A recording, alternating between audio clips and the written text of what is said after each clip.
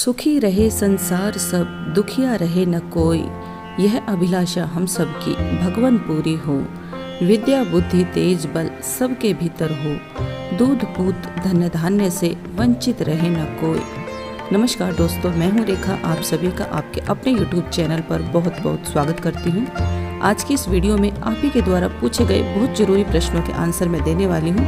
वैसे तो आपके अनेकों कमेंट्स आए हुए हैं, लेकिन आज की वीडियो में मैंने वही कमेंट्स लिए हैं जो औरों के लिए भी जानना बहुत ज़रूरी है, ताकि कोई भी इस वीडियो को देखे तो उन्हीं के लिए भी यह वीडियो लाभप्रद हो। आज की वीडियो में सबसे पहले आपका पूछे जाने वाला प्रश्न एक यह है कि शाम की पूजा की थाली में दीदी जी कौन सी चीज़ें रखना बहुत ज़रूरी है, कृपा करके बताइए। शाम की पूजा की थाली में 6 दीपक और भोग प्रसाद जो आपने बनाया है वो रखना है। इसी के साथ 1 रुपये का सिक्का या 5 रुपये का सिक्का या 2 रुपये का सिक्का कुछ भी आप रख सकते हैं दक्षिणा में, क्योंकि दक्षिणा के बिना कोई भी पूजा है वो अधूरी मानी गई है। अगर आपको मिल जाता है शाम की पूजा के लिए बेलपत्र, भांग, धतूरा, समी पत्र, तो ये सभी चीज़ें भी आप रख सकते हैं, क्योंकि सुबह की पूजा की थाली में रखी हुई ये सभी चीज़ें मुरझा जाती हैं, सूख जाती हैं। तो सूखी मुरझाई हुई चीज़ें आप शिवलिंग पर अर्पित ही ना करें। शाम की पूजा में आप चाहें तो 1 लोटा शुद्ध जल, उसमें थोड़ा सा गंगा जल मिलाकर भी आप अभिषेक कर सकते हैं। अगर आपके मंदिर में, आपके शिवालय में भोलेनाथ का श्रृंगार कर दिया गया है तो ऐसे में केवल जल का छींटा देकर ही आप अपनी पूजा को संपन्न कर सकते हैं। शाम के समय कोई ज़रूरी नहीं है पंचामृत से स्नान कराना, अगर भोलेनाथ का श्रृंगार पहले से हो चुका है। श्रृंगार होने से पहले अगर आपके मंदिर में आप अभिषेक करते हैं तब आप अभिषेक कर सकते हैं। आपका अगला प्रश्न है, क्या गर्भवती महिलाएं पशुपति व्रत कर सकती हैं? अगर कर सकती हैं तो कैसे करें? शास्त्रों में गर्भवती महिलाओं को 5वें महीने से पहले पूजा आराधना करने के लिए कहा जाता है। आप भी अगर गर्भवती हैं और आपको 5वां महीना लगने में अभी टाइम है तो आप भी इस व्रत पूजा को कर सकती हैं। अगर आपकी गर्भावस्था 5 महीने से अधिक की है तो आप इस व्रत को ना रखें। ऐसे में आप अपने मोबाइल फ़ोन से या फिर कोई भगवान पशुपतिनाथ जी की पुस्तक आपके घर में है तो आप उनको बिना पूजा के आप उन स्तुतियों को पढ़ सकते हैं, शिव पुराण का पाठ आप सुन सकते हैं और ऐसे ही भगवान पशुपतिनाथ जी के दिव्य मंत्रों को आप सुनकर, उनको पढ़कर भगवान पशुपतिनाथ जी की आराधना कर सकते हैं, क्योंकि यह समय आपके लिए काफ़ी नाजुक है।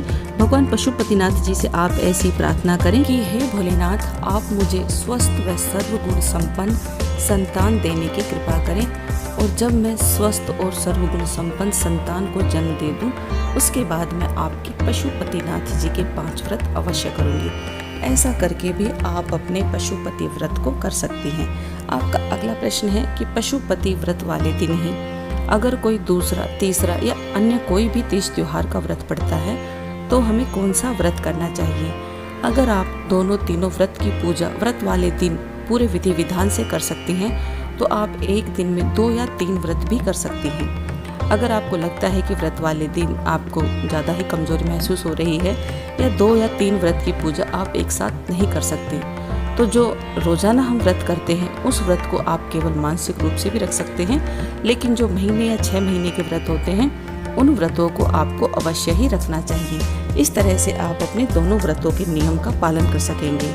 आपका एक यह प्रश्न भी आया हुआ है कि दीदी मानसिक रूप से व्रत कैसे रखा जाता है बिना पूजा के, बिना सामग्री के, कृपा करके बताइए। शास्त्रों में मानसिक पूजा सर्वोपरि बताई गई है और इस पूजा को आप कहीं पर भी किसी भी समय पर कर सकते हैं। जरूरी नहीं है आपको स्नान ही करना है, बिना स्नान के भी आप इस पूजा को कर सकते हैं। अगर संभव हो तो आप स्नान करके भी इस व्रत पूजा को कर सकते हैं। आपको यह व्रत, यह पूजा किस प्रकार से करनी है? तो देखिए, अगर आप सक्षम हैं स्नान करने के लिए तो आप स्नान करके शुद्ध आसन पर जमीन पर बैठ जाएं। अगर ऐसी भी अवस्था है कि आप स्नान नहीं कर पाते तो बिना स्नान किए आप कहीं पर भी बैठकर इस व्रत की पूजा को कर सकते हैं। आपको केवल मन ही मन भगवान पशुपतिनाथ जी का स्मरण करना है। अब आपको बिना किसी सामग्री के, बिना पूजा की थाली के, केवल उनके मंत्रों का, उनकी स्तुति का, उनकी कथा का आपको ध्यान करना है। अगर आपको मौखिक रूप से याद है तो आप अवश्य करें। अगर आपको अच्छे से कोई भी मंत्र, कोई भी स्तुति याद नहीं है तो आप फ़ोन का प्रयोग भी कर सकते हैं। आजकल फ़ोन में सभी तरह की चीज़ें उपलब्ध हैं। अगर आप साफ हैं, शुद्ध हैं तो आप धार्मिक पुस्तकों का भी पठन कर सकते हैं, वाचन कर सकते हैं। अगर आप अशुद्धि अवस्था में हैं तो आपको किसी भी धार्मिक पुस्तक को हाथ नहीं लगाना चाहिए। इस तरह से आप बिना पूजा की सामग्री के आप इस मानसिक व्रत को कर सकते हैं और इस व्रत को करने से आपको व्रत जितना फल आपको अवश्य मिलता है। यह पूजा आपको सुबह और शाम दोनों समय पर ही करनी है और उसी समय पर करनी है जिस समय आप अपने पशुपतिनाथ जी के व्रत की पूजा करते हैं। आपका अगला प्रश्न है कि जो आटे के दीपक हम बनाते हैं, क्या उनमें हल्दी, कुमकुम, उनसे तिलक करना चाहिए या नहीं करना चाहिए?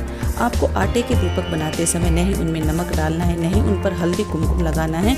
साफ शुद्ध आपको आटा लेना है, उसमें केवल आपको गंगा जल और गौ माता का अगर शुद्ध देसी घी आपको प्राप्त होता है तो आपको केवल उनमें यही चीज़ें डालकर पशुपतिनाथ जी के लिए दीपक बनाने हैं। और दीपक बनाते समय आपको अपने मन में मनोकामना अवश्य बोलनी चाहिए। इस तरह से अगर आप इन दीपकों को बनाते हैं तो निश्चित तौर पर आपके दीपक आपकी पूजा को सफल करते हैं। आपका अगला प्रश्न है कि भोग प्रसाद में आटे का हलवा, चूरमा, खीर, पूरी, पंजीरी क्या बनाकर खा सकते हैं, भोलेनाथ को भोग लगा सकते हैं या नहीं?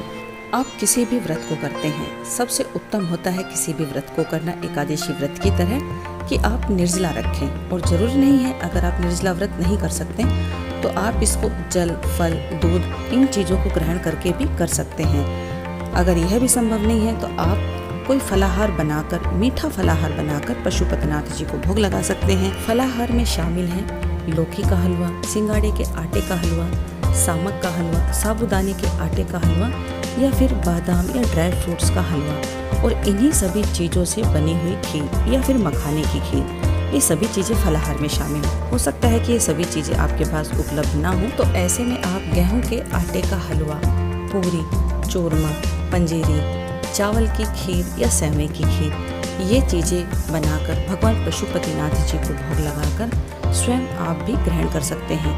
क्योंकि एक समय मीठा अन्न भगवान पशुपतिनाथ जी की पूजा हो या भगवान भोलेनाथ 16 सोमवार व्रत हो या सावन के व्रत हो, आप शिव जी के किसी भी व्रत में एक समय प्रदोष काल की पूजा के बाद आप मीठा अन्न भी ग्रहण कर सकते हैं। इसमें किसी प्रकार की कोई मनाही नहीं है, कोई दोष नहीं है। अगर आप मीठा, फलाहार, निर्जला या फल से आप व्रत नहीं कर सकते तो ऐसे में उन लोगों को यह सलाह भी दी जाती है कि हो सकता है कि आपका स्वास्थ्य खराब हो या मीठा व्रत करने से आपको और ज़्यादा तकलीफ हो। तो ऐसे में आप जो नवरात्रि में हम नमक ग्रहण करते हैं, जो काली मिर्च का प्रयोग करते हैं और जो फलाहार बनाकर हम नवरात्रि के व्रत करते हैं, तो ऐसे में आप उन चीज़ों का प्रयोग करके फलाहारी भोजन बनाकर भी आप किसी भी व्रत को, किसी भी पूजा को कर सकते हैं। क्योंकि शास्त्रों में यही कहा गया है कि ना करने से कुछ करना सदैव लाभकारी और हितकारी ही रहता है। व्रत और दान सदैव अपने स्वास्थ्य को ध्यान में रखते हुए और सामर्थ्य के अनुसार ही करना चाहिए। हो सकता है कि कोई दूसरा इस व्रत को निर्जला या फलाहार करके अच्छे से पूर्ण कर पाए और हो सकता है कि आप एक समय भोजन करके भी कमजोरी महसूस करें। तो ये आपके ऊपर है कि आपको व्रत किस प्रकार से करना है। व्रत में खाने पीने से भी ज़्यादा जरूरी है ये 5 नियम।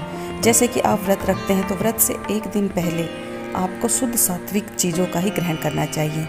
व्रत वाले दिन सुबह सवेरे सूर्योदय से पहले उठना चाहिए। व्रत वाले दिन गलती से भी ब्रुश आपको नहीं करनी चाहिए। अगर आप ब्रुश करते हैं तो उसमें नमक के साथ साथ और भी अन्य ऐसी चीज़ें मिली होती हैं जिससे कि आपका व्रत खंडित हो सकता है। तीसरा है कि व्रत वाले दिन आपको दिन में गलती से भी नहीं सोना चाहिए। चौथा है आज के दिन आपको गलती से भी किसी दूसरों की निंदा, बुराई, चुगली गलती से भी नहीं करनी चाहिए। ऐसा करने से आपका व्रत खंडित हो सकता है। 5वां और सबसे जरूरी नियम, आप कोई भी व्रत करते हैं तो अगले दिन सूर्योदय के समय पर आपको अपने व्रत का पारण अवश्य करना चाहिए। इस तरह से अगर आप अपने व्रतों को पूर्ण करते हैं निश्चित तौर से आपको लाभ प्राप्त अवश्य होता है। और इस वीडियो में मैंने वही कमेंट्स लिए हैं जो बहुत ज़्यादा ज़रूरी थे। आशा करती हूँ, उम्मीद करती हूँ कि इस संपूर्ण जानकारी से आपको लाभ प्राप्त अवश्य होगा। इस वीडियो में दी गई जानकारी अगर आपको उचित लगे और आपके लिए लाभप्रद हो तो इस वीडियो को लाइक और मेरे चैनल को सब्सक्राइब जरूर करें। इसी तरह की वीडियो देखने के लिए बेल आइकन को जरूर प्रेस करें। वीडियो देखने के लिए आप सभी का बहुत बहुत धन्यवाद। हर हर महादेव। जय भोलेनाथ।